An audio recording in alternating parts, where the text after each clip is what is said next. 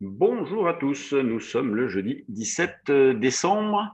Je vous rappelle que ce soir, j'animerai une présentation et je fournirai des explications concernant notre service trade du jour. Donc, si jamais vous avez de l'intérêt, si jamais vous cherchez un service d'idées de trading sur les indices, le CAC, le DAX, sur les devises et surtout l'euro-dollar, sur les actions, rendez-vous ce soir à 20 heures. Et pour participer, il suffit de nous envoyer un mail à info, donc info@percevalfinance.com. Sur les marchés, commençons par les indices. Des marchés toujours aussi creux, avec toujours aussi peu de conviction à l'approche de l'échéance, donc qui aura lieu demain, donc journée particulière demain, avec l'expiration des futurs, des options, donc sur l'Eurostoxx à midi, le DAX à 13 heures, le CAC à 16 heures et les actions françaises à 17h30. Des marchés qui continuent d'évoluer, donc commençons par le CAC, qui continue d'évoluer entre les 5500 et 5600 points. Et hier, on a quasiment balayé toute la zone en une séance, après une ouverture plutôt pas mal, qui pouvait laisser penser qu'on allait aller chercher les 5006 et pourquoi pas les dépasser. Pas du tout. Le marché a très vite retracé et est resté ensuite plombé jusqu'au signal technique qui s'est mis en place vers 16h30. Nous, pendant la journée de trading, eh bien, c'est ce qu'on a exploité, hein. On a tenté des petites anticipations le matin, bon, sans grand succès, mais en même temps sans problème. Et puis, ce qui nous a fait notre journée, eh bien, c'est le signal technique donc qui s'est mis en place vers 5525, au-dessus de 5525. Et puis derrière, donc, on a pu capter cet écart-là. Une phase qui est très propice au put synthétique, stratégie que nous proposons depuis un mois, je pense, depuis qu'on a atteint les 5500. C'est fantastique hein, ce qui se passe, c'est parfait dans la mesure où on a un marché qui évolue entre les mêmes limites, avec une volatilité qui est correcte, ce qui nous permet d'accumuler un grand nombre d'écarts. Et par exemple, pour vous donner une idée de comment nous travaillons actuellement dans cette stratégie-là, moi, en ce qui me concerne, j'ai racheté hier un petit peu sur 5550, donc des ventes qui avaient été faites le matin. Et j'ai racheté également à 5525. Donc, dans l'articulation de nos trois tiers, eh bien, un tiers à 5550, un deuxième tiers vers 5525. Et puis, les rachats sur 5525, possibilité de les revendre vers 55 hier soir, c'est ce que j'ai fait. Et ce qui a été racheté sur 50, eh bien, possibilité de le vendre vers 85, 90 ce matin. Donc, à chaque fois, on a pu revendre avec un décalé d'une trentaine de points. Donc, c'est parfait, hein. Donc, tous les jours, c'est un peu le tarif, hein, 30, 40 points par contrat. Alors hier, c'est sûr que c'est pas uniquement sur la journée, c'est du jour au lendemain. Il a fallu garder la position pendant la nuit, mais on arrive à le faire d'autant plus facilement dans cette stratégie-là que le risque est fermé par des options. Donc c'est là où on dit que techniquement le marché il est facile à travailler, mais psychologiquement compliqué. Techniquement facile parce qu'il suffit de payer les replis et d'attendre un peu et d'avoir des rebonds, mais psychologiquement payer 5005, éventuellement même garder des positions pendant la nuit. Si vous n'êtes pas couvert, c'est pas facile du tout à faire. Donc, pour ceux qui ne rencontrent pas de difficultés particulières, eh bien, continuez de travailler à l'achat parce que, bon, sur le fond, la tendance est haussière, bien évidemment. Les niveaux d'alerte restent assez éloignés. Donc, pour l'instant, les probabilités de rebondir sont nettement supérieures. Euh, et pour ceux qui ont un petit peu plus de mal, eh bien, il faut aller du côté des options. Il y a des choses à faire, il y a des risques à fermer.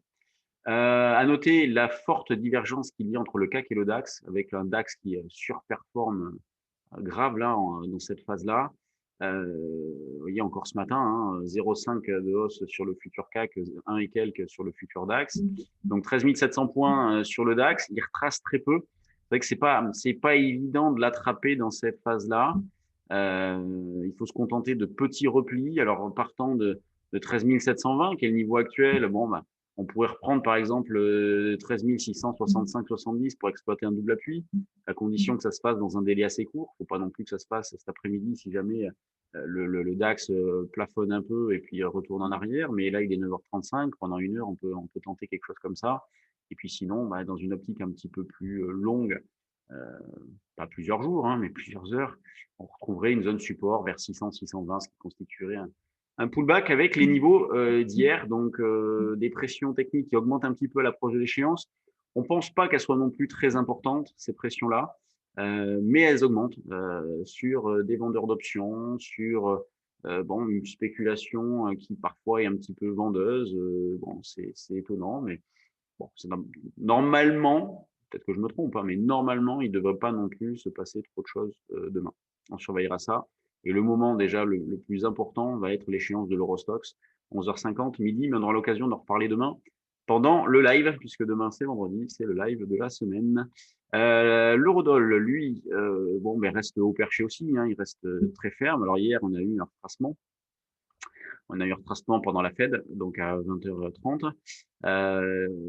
L'eurodoll qui a atteint la zone que nous on proposait à l'achat, donc au-dessus d'un 21,20, on a fait un 21,25 au plus bas, donc zone d'achat atteinte. Alors c'était pas non plus évident à attraper puisque on n'y est pas resté longtemps, puis ça s'est fait d'une manière un petit peu particulière. Donc bon, c'était pas une évidence non plus de jouer ce niveau-là. Et partant des niveaux de prix actuels, eh bien achat sur repli, par exemple vers un 21, un 22, vers un 20, un 22, un 21,90, un 22. Essayer de jouer quelque chose comme ça. Sur les actions, il se passe pas mal de choses dans cette phase-là. Bon, là, la star des 2 derniers jours, c'est Valneva, hein, notamment. Ils ont trouvé un vaccin. Alors, on va commencer, on regardera Valneva après. Commençons par les valeurs du CAC. Avec toujours pareil, une grande régularité, un volume qui est faible. Alors, il augmente, hein, parce qu'il y a l'échéance, donc il y a des positions qui sont tournées. Donc mécaniquement, ce volume l'augmente, mais il reste quand même faible. Donc demain, je pense on va avoir un volume, allez, 8-10 milliards hein, sur le CAC, ça serait quand même pas étonnant, mais ça ne signifierait pas des intérêts particuliers, c'est des positions qui sont tournées. Là, on est à 246 millions, il est 9h37, autant dire que c'est ridicule. Il n'y a rien. Et sur les valeurs, qu'est-ce que nous avons? Publicis en plus forte hausse, qui prend 2 et quelques.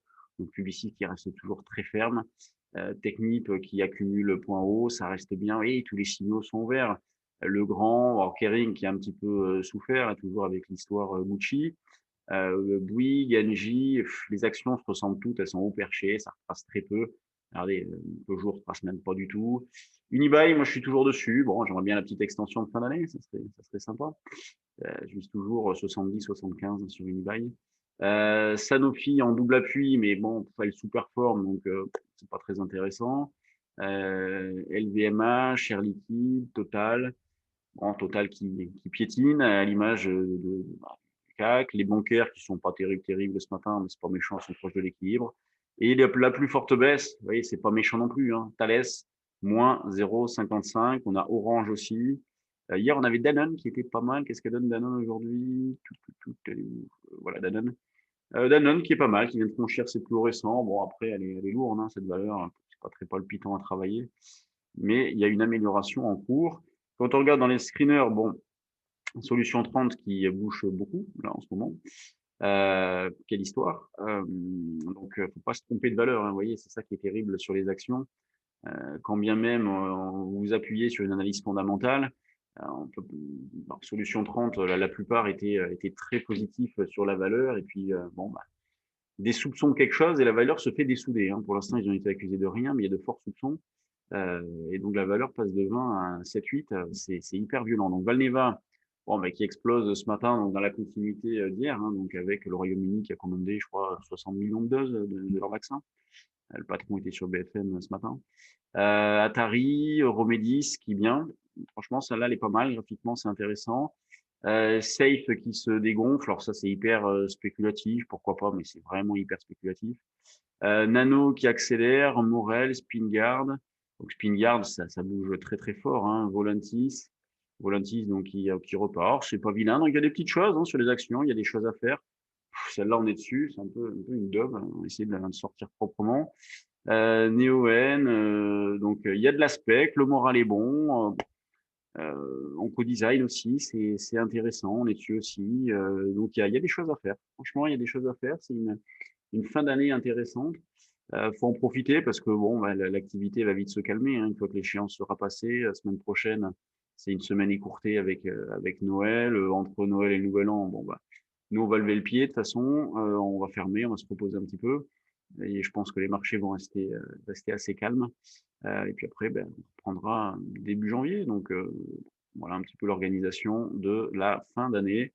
Et on se retrouve demain pour le live de la semaine en direct sur notre chaîne YouTube. Et sinon, pour ceux qui ont de l'intérêt pour le trade du jour, rendez-vous ce soir 20h. Et donc, pour vous inscrire, envoyez-nous un mail. Allez, bonne séance et puis à demain.